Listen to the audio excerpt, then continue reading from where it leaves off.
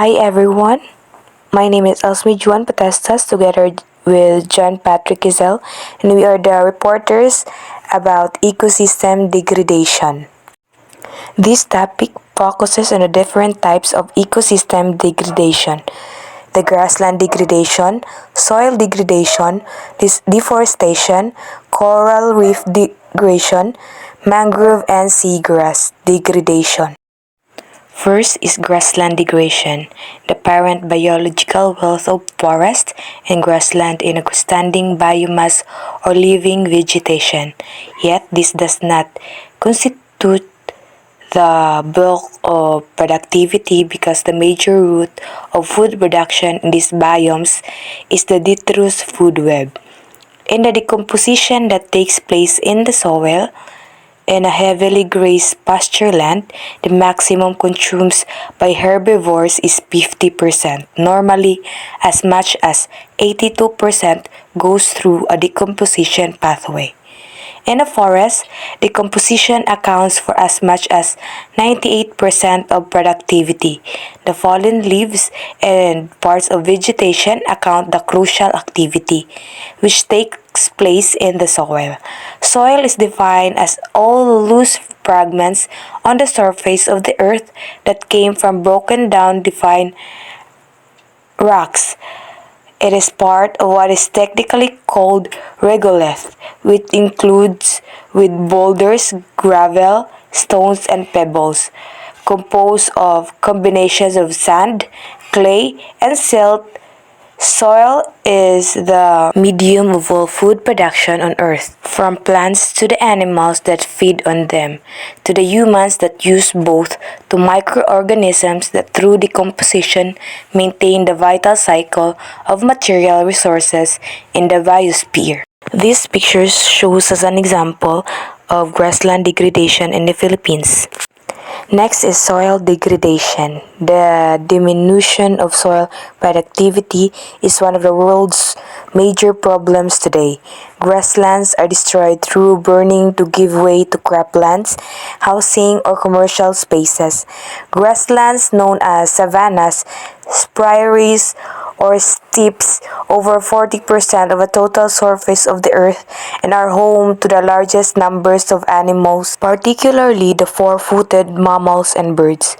Soil conservation, designed to prevent soil erosion and maintain soil quality side by side with water conservation, is necessary for restoring the grassland resources. This is a picture shows the soil degradation in the Philippines. Third is deforestation. This means the complete removal of trees from the purpose of converting a forest area into entirely different purpose is called deforestation. Philippine forests covered 92% of the country's land area of 30 million hectares in the 16th century. Today, it is only 18% of the original area. A paper by a former UP President Dr. Emil Javier with Dr. Adolfo Revilla Jr. and Professor Napoleon Vergara reveals that the original 27.5 million hectares of forest, 18.7 million hectares remain in 1920. But in 20th century, Filipinos stripped the forest of some 13.5 million hectares of it, mostly in 60s, 70s, and 80s.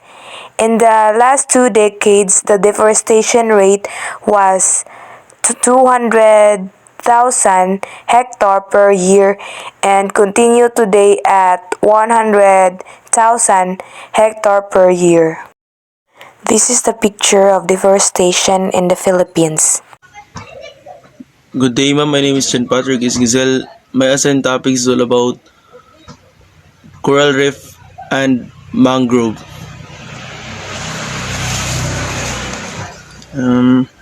Degradations happen not just in land base, it can also happen underwater due to human abuse. A coral reef is an underwater ecosystem characterized by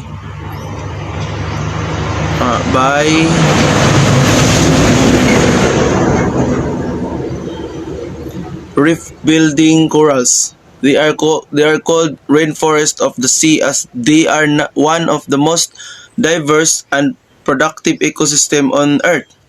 Similar to rainforest, they protect coastlines from storms and erosion, provide jobs for local communities, and offer opportunities for recreation. They can also be a source of food and new medicines. However, overfishing, destructive fishing methods, and sedimentation have damaged, destroyed, or degrade many reef areas.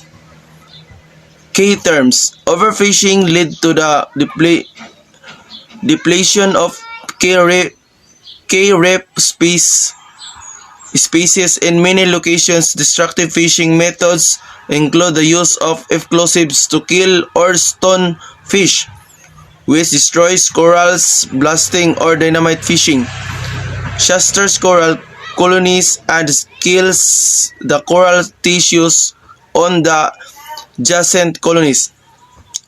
Sedimentation. Sediments can settle directly on top of corals and smother down corals.